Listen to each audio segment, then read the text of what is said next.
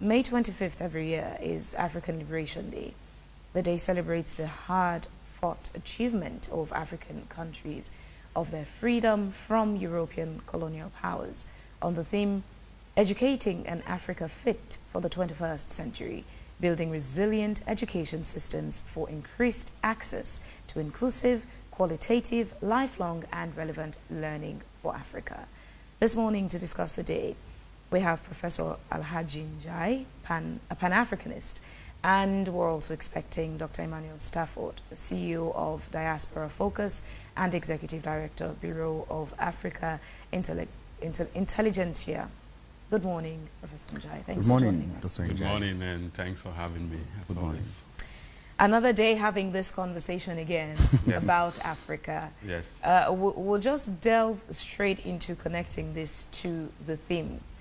The educational aspect of Africa is one that some has attributed to another contributing factor to Africa losing its identity, losing its history because of the educational system we've adopted. And this year's theme ties directly into the educational system. Use this, assess our progress we're making with all the talks, the Pan-African conversations. Assess the progress we're making as a continent.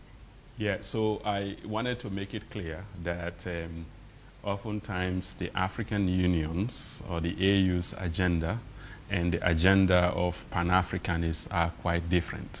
So for AU, for instance, has Agenda 2063, Africa, the Agenda 2063. For Pan-Africanism, our agenda is simple. We want a United States of Africa, period. We are not talking of any more agendas and stuff. Many of these... Is that achievable? It is, and we are coming closer and inching closer and closer to it, and it might happen much more faster than we even think. And the tide is beginning to shift in that direction, and there is resistance, but it will get to that, and I'll get to that. But as far as the slogans are concerned, for me, what happens is that we have within us in Africa where neoliberal ideologies and neoliberal context still dominate our thinking, such that even when we try to create slogans for things that are important for us, we still are not bold enough to talk about what is appropriate. It is not about education. Education is not our issue at this point in time. It is about decolonizing our education. How do we regain and Africanize and domesticate our education? That is the key aspect.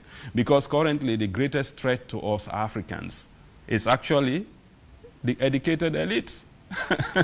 The educated elites are actually, the African educated elite is the most dangerous threat to the continent at the moment, given that they are willing to go in cahoot with foreign investment, mortgage our future sometimes, mortgage the future of children, sell the future of our grandchildren for investments overseas, for flashy cars, for buildings, for all sorts of things. And the one thing that always I grapple with is how on earth elite Africans, you have a lot of letters to your name. You've accumulated a lot of Western facts and knowledge. And how do we turn to be so deplorable and try to forge ahead in so much dishonorable ways? And rather than doing what is meaningful in solving the problems of our society, in actually enabling our societies to be competitive, we become the agent. You know, it's not when we talk about the problems that is beseeching us right now, it's not the grandma or the grandpa in the village who knows nothing. You know, what we have is basically neoliberal clones. The colonialists left behind neoliberal clones who are like us. They are not white people, they are like us. And they are educated. They have a lot of education in them. But they are running the show. They are the ones running around with fancy cars, build buildings, investments overseas. And while we are still languishing with high unemployment rates, low productivity, no production, no factories to stimulate our local productions, nothing like that. So you then say, what type of education is that? That is an education that doesn't even understand basic economics. Because if you are still dealing with people from outside and you are not securing your own interest, you are not saying, how do we stimulate our local economies through production? This is what every other countries are doing. And as you've painted this picture as it is, it brings us back to your United States of Africa. What are the possibilities of Africa as a continent becoming a United States of Africa, considering all the internal, the people issue that you've spoken about, and the external forces that stand against getting a United States of Africa? So yes, I think what we have seen, interestingly, in the last very short moment of time, within the last 3 to 4 years, starting from Mali, nobody ever thought that Mali will kick out the French. And that spun over to Burkina Faso, has gone over to Niger. Senegal is following suit. So you are seeing a trend that young Africans are beginning to see in all of these countries. That is not a very small feat, what was achieved. And I go all across Africa today. I was over in Kenya, in Uganda, in Ethiopia. They are all like looking and saying, wow, we like what we're seeing in Mali, we like what we're seeing in Burkina Faso, we're seeing what is happening in Niger, we know it happened, for some of those countries through military means. But you see, Senegal actually did it. Where young people in Senegal were able to adopt Pan-African ideology and able to kind of resist all forms of enticement from establishment, which happens in most of the other countries. Most of our other countries, you have what is called a state capture happening, where young people become enticed, civil societies get bought over, every aspect of society, every aspect of the institutions get bought over, and they easily fall to the establishment because they have no standing ideology. When you don't have anything to stand by, you fall for anything. So that's what happens a lot in countries like Sierra Leone. That's what is happening. So you find that when Pan-Africanism sinks into young people, they develop the ideology, they start thinking about a vision, and they start thinking about a plan for their societies. This is what we have lacked in 60 more odd years of independence, is a vision and a plan for ourselves, and that's been our challenge. Dr. Njai, the visibility of deliberation you're striving for is mostly experienced in Francophone countries. Yes. Minimal of it is being seen in Anglophone countries. And it paints a situation that seems very worrisome, because you rightly mentioned Sierra Leone, that is still in a state of its being not independence in various ways, Dr. Njai. Yes, you see, this is the challenge that colonialism left us with. Colonialism left us highly divided. Very, very divided. Here, between us and Guinea, we are brothers and sisters.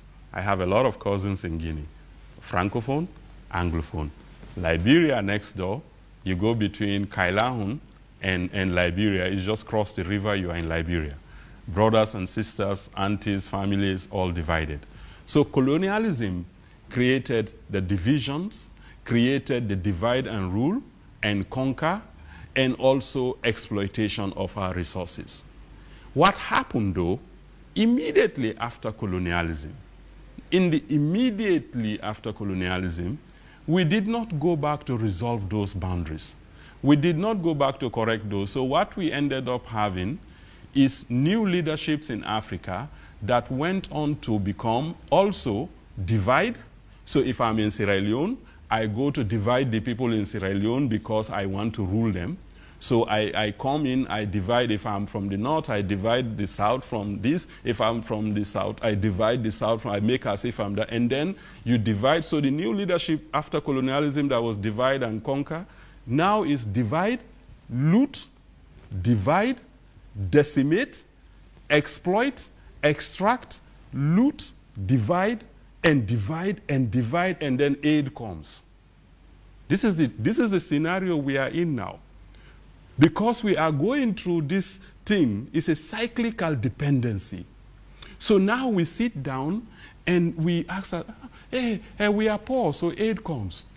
And we depend on foreign things, IMF, World Bank, MCC, all, you know, Russia, Japan, all these things, aid is coming. But it is because we have leaderships that are not visionaries, that lack a plan, and lack an ideology, so they end up becoming just rulers. They are not leaders, they are rulers, and almost pimpish rulers. And because of that, they are just about, how do I rule? I have to divide them. I have to keep them divided. If they are Mende, they should be fighting the Timni. If they are Timni, they should be fighting the Mende. If they are Creole, they should be fighting everybody else in the country. And I'll bring in, mix the other ones, they are the Fullers and other one, divide them, so that I basically end up without having to account for anything. Dr. Njai, we are in a situation wherein the ordinary African will think that it is only when I moved over to abroad, that's the only time that I'll get myself not just well educated, but again, I'll get myself financially influenced.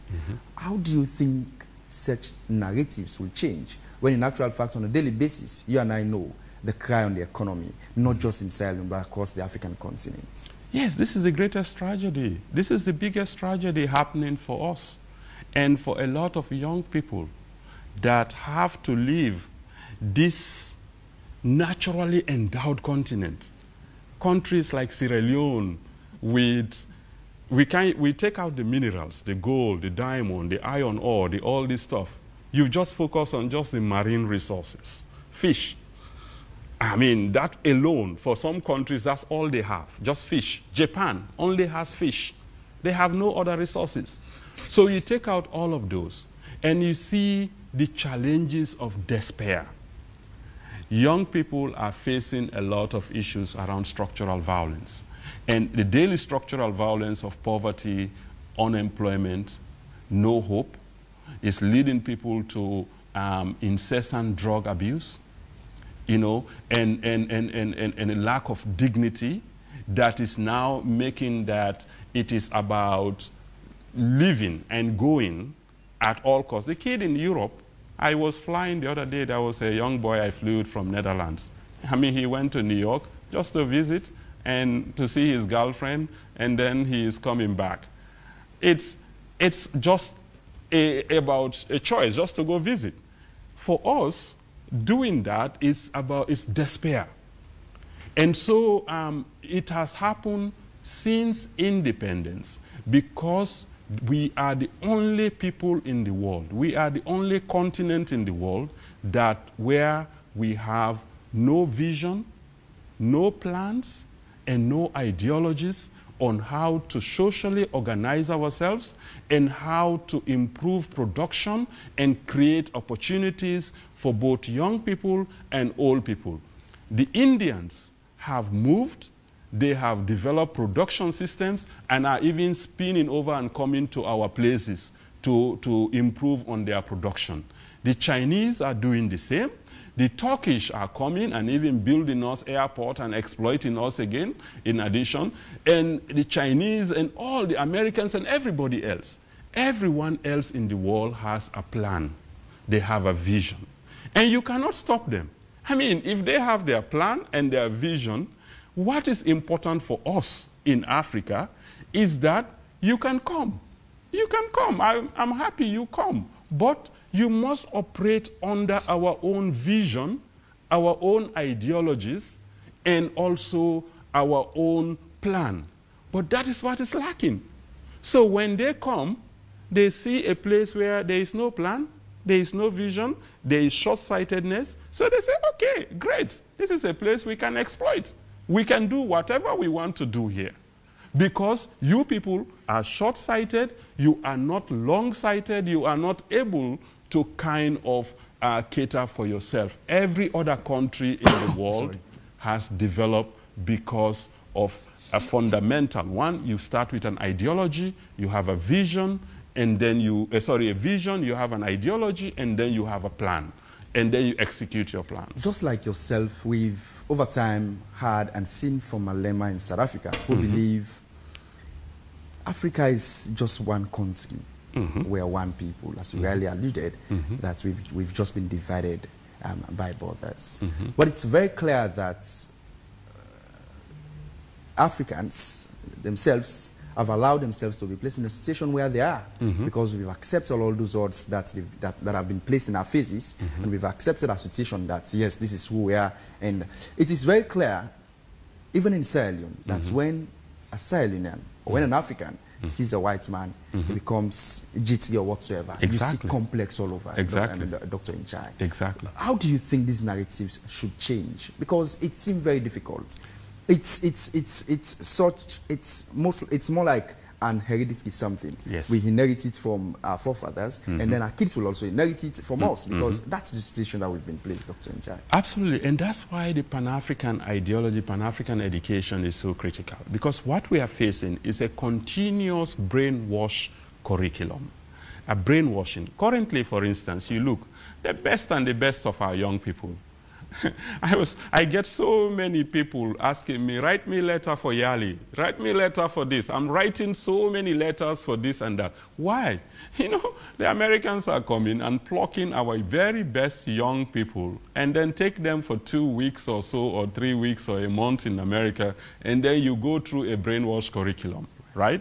And then what happens is that they also prop them up for leadership in these countries. You know, and so at the end of the day, you are ensuring an unfettered, continuous hegemony, right, that continues on, because those people become your own clones that you are creating in different countries. The Chinese are also doing the same now. Every country is coming and extracting some of our very best in the continent. Look at the Chinese, how they are moving. They move from a very closed systems. Those who go up within the Chinese political systems are a very closed system. China has allowed things to be closed because you need to have some amount of that to ensure that your ideology and vision is protected from outside. The brainwash, the low self-esteem, the self-hate, the self-doubt that is inherent in us Africans has emanated from 400 years of slavery, come down to colonialism that has impacted us through colonialism, and then in colonialism, we then adopted mostly Western education. So for instance, even if I wear my Africana, I don't look dressed. Yeah? If I wear today, the other day, I showed a friend of mine a picture when I was in school. I had a suit and tie. He's like, oh, you look so nice. I'm like, yeah, that look nice because I was in suit and tie, but when I'm in African clothes, that doesn't look nice. Because of our colonial mentality. Anything that is local, we've now, because of the way colonialism treated us, you remember colonialism lasted for almost close to, in some places, 200 years. In Sierra Leone, it was almost 160 or 170 years of colonialism. So in that period, imagine you are called a boy, you are called this. You go to school, you are not allowed to speak your languages. It's all vernacular. You know, if you speak any Creole, Fula, or anything, it's vernacular. You have to speak English. You have to, you forget about your own history. We don't learn anything about ourselves, about our own values, our systems, our cultures. You go to India, they are Indian. They speak English, but they are in their Urdu, they are natives. The Chinese, the same. You go to Japan, other countries. For us, we took on And it what we call a deculturation. So it took away everything in ourselves to the point that today we see anything that looks like us looks bad. But Dr. Njai, slavery, colonialism had ended a long time ago, especially for a country like Sierra Leone. What we've had over the years, our generation didn't exist during slavery, during the colonial era. But we still find a huge chunk of people who, due to cultural imperialism, see ourselves as inferior. The younger generation is not exempted. One of the most powerful tools used against the continent is that of the arts and culture. The music, through movies, even the younger generation now, we call the Gen Z. What trends is what outside of Africa produces. That's right. But how do we make a change, especially from that generation onwards? Because we can't keep saying colonialism, slavery. It ended a decade, it ended centuries ago. Yes, so the physical part of colonialism and slavery ended years ago. But you see, even in science, biology today, so I do epigenetics, the mindset, the mental things, right, that goes on much longer. It goes on over and over, because imagine that you are a product of your grandparent, and your fathers are a product of your grandparent, and then that conditioning continues. So when we say, even in epigenetics today, that it's becoming more powerful, that your genes alone are not important in terms of who you become. What you become in the end is the product of the environment around you. How does your environment impact you? So you could be identical twins today with 99.99% similarity in your DNA, and you are separated. One grows up in America as a child, one grows up in Sierra Leone. At the end of the day, the diseases they end up getting will be very different, even though your genes are different, the environment. So what we are saying is that the vestiges, the long arm vestiges of colonialism and neocolonialism continues in us through what we have today in the forms of our curriculum, our school curriculums, even today, the languages in our schools, what we think of in terms of production, the arts you are mentioning, and what do we value, what we think is important. What we think is important. This all becomes really critical, because what we now have is that as a result of the types of education we have, we are not able to properly understand our own systems very well. For instance, you find a lot of young people today who grow up in Freetown. Their parents come from upline, up in the countryside. They come to Freetown. They grow up here in Freetown. Parents will not allow them to go to the village anymore. They will not allow them to go up more than past Waterloo. And then they will stay in Freetown. Then they go to school in Freetown. And what we have in schools in Freetown, when you look at all the schools in Freetown, these elite schools in Freetown are all, what they have is mostly a colonial vestiges. The march, the parade that they do, the march, the band, and all this stuff. You go from the academies, the POWs, and the grammar schools. I was admitted to academy as a young kid. I came here. I was there for like just a week. But my Pan-Africanist thing, I said I don't want that, because it was too elitist for me. And for me, I've always been a rebel since I was a kid. I wanted to be a Pan-African, and I wanted somewhere that doesn't have to put me in a suit and tie and all that sort of thing. So I wanted to get out. Sadly for you, you can't find any school across anywhere that would give you what you desire. That's why I kept being kicked out from one school to the other. So, but the thing is that it's important. Think about it.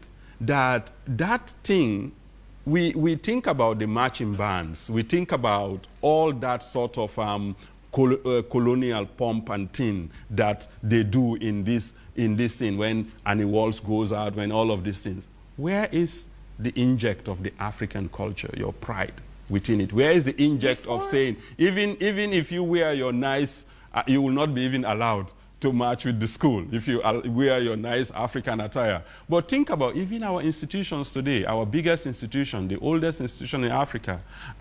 Can you go to Frobe College and learn Mende? Can you go there and learn Timmy? Yeah. The trend in Africa, if you want to juxtapose that to what China did, they took a span of about 30 years to sort of fix things and change the narrative in their country from an underdeveloped nation to now amongst the list of developed nations in the world, which by itself tells us that it's not impossible for Africa. But the people we've seen in Africa with a pan-African ideology and mentality to care for not just their country but the continent have had a very short lifespan for mysterious reasons. But then you find a majority, as you earlier put it in your earlier submission, who the educated, the elite, who behave almost as if they hate the continent. It makes it seem that the future of Africa is gloomy. It's definitely, and that's why we need to kind of build a lot of consciousness. We need to do a lot of work. One of the reasons why I have chosen deliberately and intentionally not to stay in the US and basically be there and in the comfort and luxury and become much more cloned within an American system is that I feel like we have a mission. We have a very important mission within Africa, that if Africa is at a very, very critical crossroad, very, very critical moment right now for the entire continent. When people are looking, I saw in your story talking about ECOMOG stabilization force coming to Sierra Leone. The question you ask yourself, why are they coming? I mean, we have polls after polls that say we are the most peaceful country in the world. So why is ECOMOG coming if we are a peaceful country? That could be a question asked. So you ask yourself, so why? These are critical moments. And we have issues of high unemployment, high youthful population, low productivity, and now with the global shift in geopolitics around the world, from America is under threat with democracies, Russia, Ukraine, you have things happening in the Middle East. We are under a serious problem where leadership is important within our own regions. Because again, within Africa, you also have to think about the other layer of things that are on top of us right now, which is climate change. Climate change is also coming on top of us. So we, in a country like Sierra Leone that generates very little amount of fossil fuel, right? But we will get the consequences because we don't have the capacity to respond to it. So in the moment when tornadoes begin to shift from the US, hurricanes begin to shift because of the current changing, and now you see they begin to shift, they come towards Africa. Where do we stand? Currently we're seeing heat, even in the middle of the rains. It's so hot and humid, right? So what if this continues as a trend, where it becomes even more hotter, and we don't even have the electricity infrastructure? We don't have the water infrastructure. We don't have the medical and the health infrastructure to handle all of these things. So all of this, that's why I'm saying we are at a crossroad where leadership, critical leadership is very, very important. And community capacity, building communities at all levels is critical. We cannot be in a situation currently where we have not been even able to get to the villages yet. While America, Russia, and other countries are sending people to the moon, we are still struggling to get to the village. And if we get to the village, sometimes we can't even get back. I think we're already in a stage where I think we've gone back to where we started. Yes. Because our reliance is largely on the Western world. Yep. Because as you rightly put it, they are fired of force, and we seem to be mimicking all what they do. And in a way, as we mimic them, it's like we're still following their trend, rather than trying to niche out our identity to actually show who we are and what Exactly. we're supposed to do, Dr. Njai. Exactly. And I think that's where, you know, this is what Kwame Nkrumah, some of the visionary leaders earlier on, were thinking of.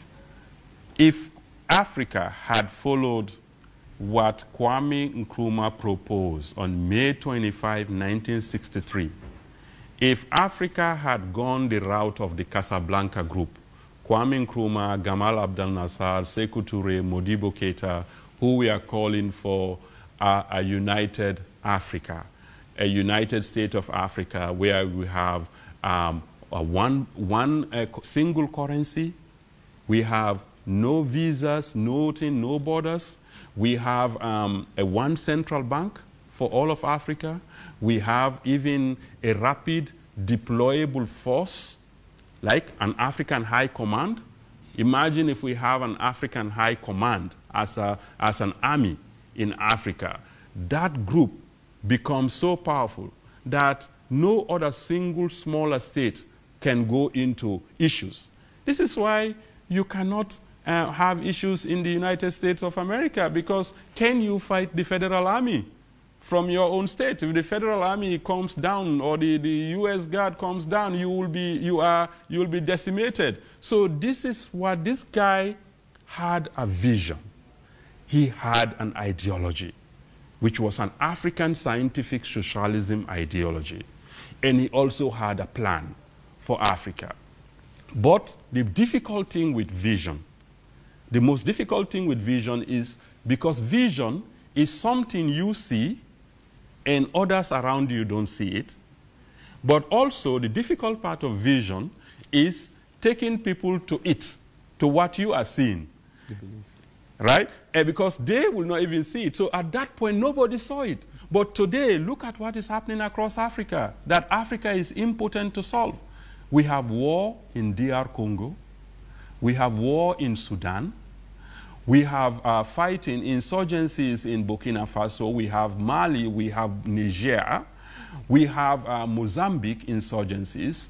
We have all over the continent possibilities, and African leadership is absent to solve these things. There is no African leadership, no African ability to solve it. Every day we hear about Gaza and Palestine. What is happening next door to us is something we don't have. And so these are the fundamental things that are important about choices we make, the important choices. And those important choices are what we lost, because most of the problems we face today have been caused by mistakes our forefathers did that continued to our fathers. They made those mistakes. And then after independence, the mistakes continue. And now we are continuing on those mistakes by our own very African elites. Before we continue the conversation, we're going on a quick music break. A song titled Africa Rising. It features a lot of African stars like Davido, Tiwa Savage, Sarkodie, Lola Ray, and others. Let's enjoy Africa Rising. This is very apt for the occasion. Very apt such for the a occasion. powerful song. Indeed. It's quite a powerful song. At some point in time, the lady said, I think we have power, but what we lack is vision. And to some extent, I believe, yes.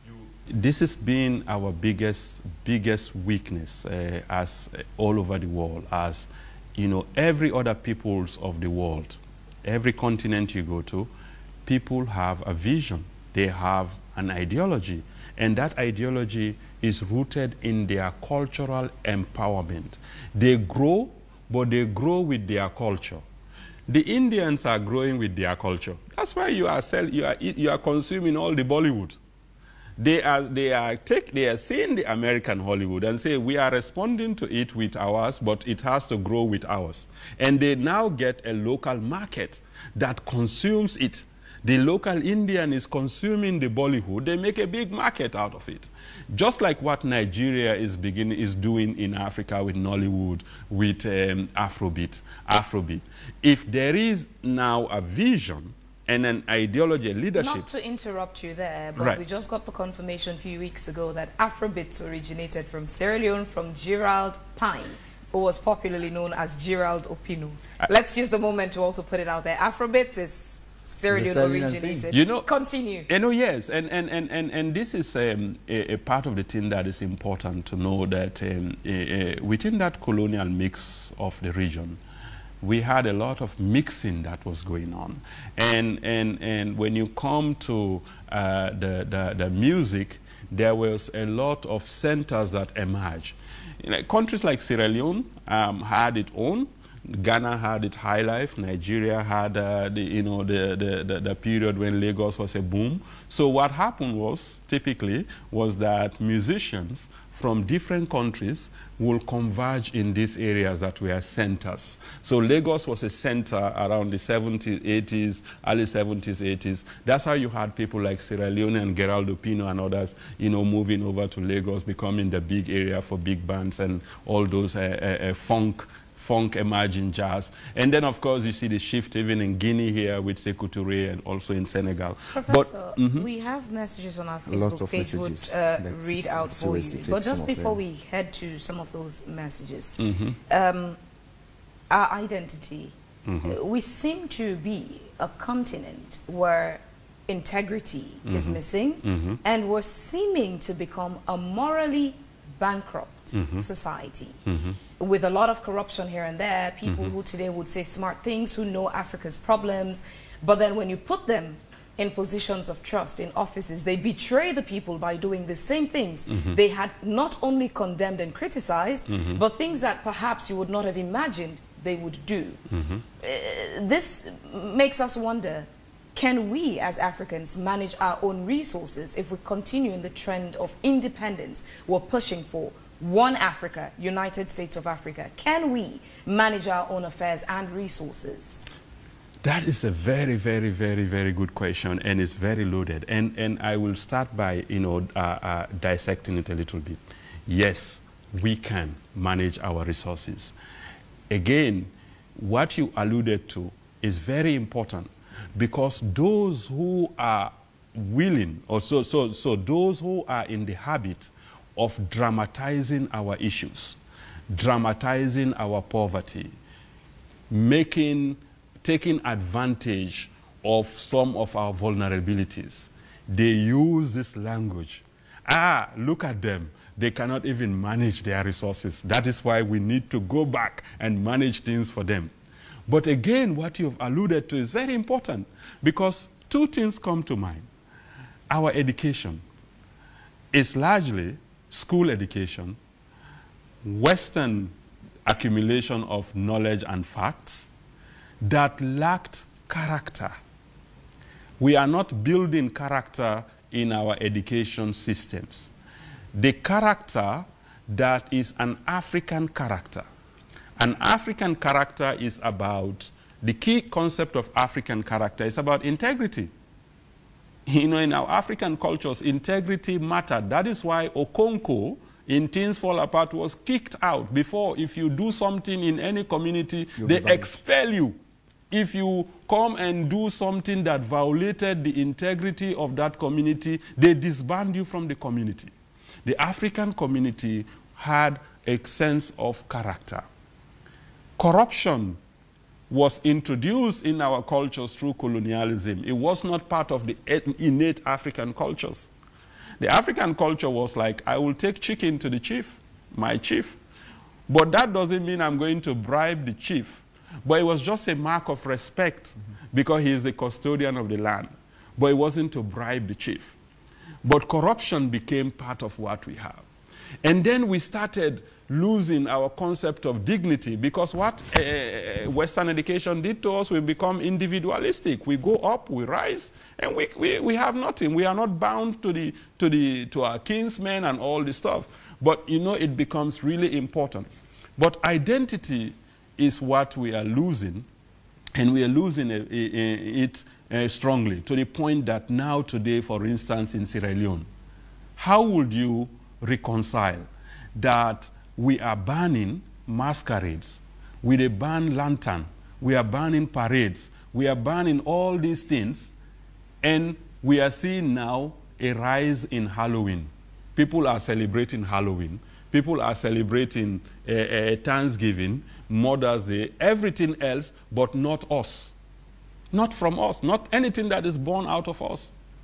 To me, when you go on to say, for instance, I will just ban masquerades, devils, this, that, for security reasons, that is a lazy approach for me.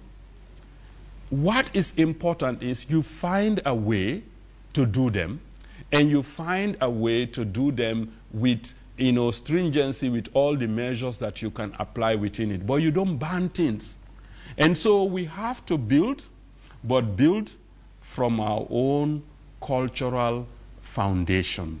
And this is what we are lacking. America, that we are copying today, America is building on its own cultural foundation. They are selling us their culture. We are consuming it. We are consuming Halloween. We are consuming Mother's Day. We are consuming Christmas. We are consuming their iPhones, their iPad. All their cultures we are consuming. We are consuming the Hollywood. Everything they are putting out, we are consuming. This is what becomes the dominant force. And in evolution, that aspect, a culture that becomes dominant becomes the most powerful in the world. And this is what we are alluding to, because we are not developing the right consciousness, the right state of mind, and the right ability to intellectualize for ourselves. Currently, what we have is mostly people who are thinking for us. We are not thinking at all. First for mine is from Ronald Judgestone, who says the true Pan-Africanist in Sierra Leone was I.T. Wallace Johnson. Imagine how he was able to set up the West African Youth League in West Africa and worked for the rights of Africans under colonialism. He worked with Nkrumah, Nnamdi Azikiwe, Jomo Kenyatta for a united African continent. He made Sierra Leoneans rise up against British colonialism for the rights of all its workers in the 1950s. On my list here, I read a message from Tony Morgan, who says, United Africa is a utopia idea. The cultural, religious, and economic dichotomy is too vast to be overcome within Pan-African ideology. Usman Prince Sulaiman Kavoni says Sierra Leone culture is absolute. Muhammad El Jallo says, good morning, AYV. This is a very interesting topic being discussed this morning, but I have a few questions for Dr. Njai. 1. Is the current group of political leaders in Sierra Leone capable enough to transform this country from this current state of despair to full independence? 2. In your most technical opinion, how can you rate the SLPP and APC and all other political parties' role in the current mess of Sierra Leone? And 3, what is the best way forward for Sierra Leone and the entire African continent? Adebisi says you will see children in African schools labeling mosquitoes and flies, while the Western children are busy studying about gold, diamond, and how to refine crude oil, which they don't have in these Western countries. But they are going to come to Africa and take it all because they know about it. How many Sierra Leoneans have seen the minerals we have in Sierra Leone? Mm-hmm. Usman Kavoni says we have to face our fears and step on each other's toes and come out of our cocoons and discuss the real issues disturbing our country and its citizens. We don't have the wherewithal to say it as it is. To our tribal men and women, we need an independent candidate who is not under pressure of his or her political party in executing their office duties. Lawrence Bangura says, unfortunately, the real African leader never had the chance to rule our respective African countries. The role of government is to shape the minds of the people. The responsibility is on you, the government. Abdul Kabar says, Doctor, all what you're talking about is not relevant again to the development of Africa. Those whose educational systems were acquired They themselves change their systems of education to fit the millennium of the 21st century. But we don't change. We're still producing historians, but not engineers. Science. Well, that's where the message ended abruptly. Okay. Usman Prince Cavani also says, a cold-blooded mammal cannot live in 120 degrees weather. Neither a warm-blooded mammal surviving in a cold-blooded environment, adopting other people's culture. And a different environment like Sierra Leone has defeated the purpose of social, economic, political, psychological, and mental growth and development. My final read on this segment is from Triple B Bar. He says, please, AYV, anytime you're having a guest to talk about Pan-African issues, let us know early, because most Sierra Leoneans need this education. I think that will have been my last. Oh, well. Your response? Yes. I'm happy that person put that up. I think Pan-African education is still missing in Sierra Leone, and there needs to be more discussion and understanding of what Pan-Africanism is and what it stands for, and its relevance up to today. I see some people talking about that it is not, relevant in this, day and age. Well, I mean, what you see happening all across the continent, from the Malemas of South Africa to the PLO Lumumbas in Kenya, to all the way to Burkina Faso, to what Captain Traore and others are doing, and then to what has just happened in Senegal, you see that it is alive, it is kicking, and it is also extremely, extremely significant. Mind you, it is our education system is largely the vestiges of our colonialism. We haven't changed that. We haven't changed it a bit since then. The departments are still the same. The program, even the countries that colonize us, the British, have changed their own curriculums. We are still following what they have. Our legal systems are still colonial legal systems. We are still citing this law going through, wearing these wigs in our head as lawyers, and going through this thing of bar. They go to the bar school, your hands are up there like you are so important. No, a lawyer is simply somebody who knows the right, the truth, and knows how to interpret it, and also works within the confines of the justice systems within that culture. And so, do we have in Sierra Leone lawyers who are pulling up their sleeves and saying, I'm going to go and sue the mining companies, I'm going to represent communities free, defending the rights of communities in places like Serra Rutile, in Kono, and all these mining communities that don't get any social corporate responsibilities? Are we getting lawyers who are out to defend social justice? Are we getting lawyers who are out there looking at medical negligence and saying, I'm going to be out there for that purpose? And that is about law. That is character. All of these things that I'm talking about, the education system is critical. Somebody was talking about we need engineers rather than historians. He said it's not true. We need everyone. In fact, historians are more significant, because any society where you don't have true history, you cannot benchmark. You cannot benchmark on the past to inform the present, and then you cannot use that to then inform the future. Look at Sierra Leone. Sierra Leone, devoid of any history from our colonial days. Look at currently, we've gone through war. Where is it around us? Where is the War Memorial? Where can you go to Freetown or any community in this place and go and say, this is what reminds me of the war? The memorial. Where is it? Where is the Ebola Memorial? Where is the landslide memorial?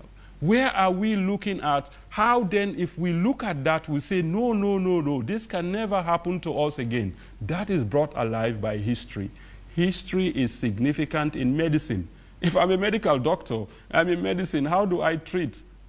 without understanding the history of around the, either if it's a virus or a pathogen or stuff. So our education system in itself, people are not truly educated. They are only schooled. And this is why we need to decolonize it.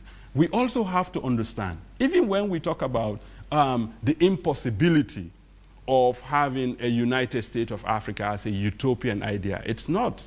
It is not a utopian idea. It is an idea that is very, very realistic. We are not as different as we think. All around, let's look at it. From West Africa, the Mende in Sierra Leone is very much related to the Mandingo. There's all part of the Manden group. So you take Mende, Timni, Kisi, all these groups, Mandingo, all these groups that move all the way down. The Kisi in Sierra Leone, you find them in Kenya. They understand themselves. So what we need is just an ideology, we need a vision, we need a plan. The three things. If we have that, if we have the vision, we have the ideology to organize ourselves socially and politically, and we have a plan backed with dynamic leadership, transformational leadership, it's all we need.